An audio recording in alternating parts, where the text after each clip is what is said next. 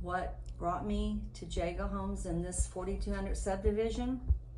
5-6 years ago, I had a niece who lived right across the street in that little subdivision, and I would go to her house. My sister was over there a lot, and I was always looking over here and talking and asking about this little cute little subdivision. It reminded me of my favorite area in Houston, the Houston Heights, and I never could afford a home there, and this was very charming. It reminded me of the Heights, so I decided I was going to come here. Number one, it was up high. I wasn't going to worry about flooding like Houston was. So it was horrific, all the flooding I'd seen in the 42 years I've lived there.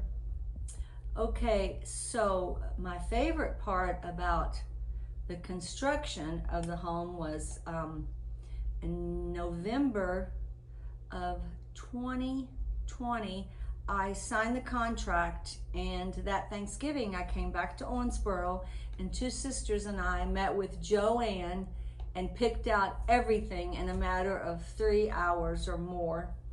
And oh God, Joanne was the best help. And so we didn't really sign the paperwork to get started. Well, we had signed the paperwork, but the construction actually didn't start till March of 21. And that was very scary for me because I lived 900 miles away, and building a house not here was, you know, I was very worried. But I put my family and my good friend Eric involved with the construction project, and also Joanne. Any questions? I got emails, I got texts, I got pictures. I would email Bernie, my family would talk to Bernie, I would email Joanne.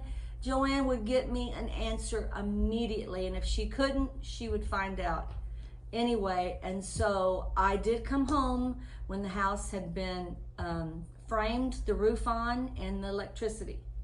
And I never came back till I closed when I saw it finished. And that was very scary.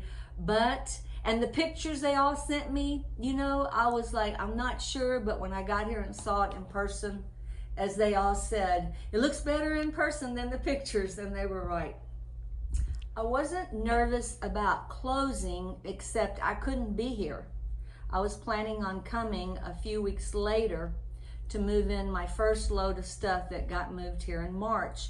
I got my sister to sign the paperwork for closing, and I long distance through faxing and overnighted the paperwork and the final payment. And when we closed, the house wasn't quite finished, but the inside was done except for the few minor things, and they got on it pretty soon afterwards.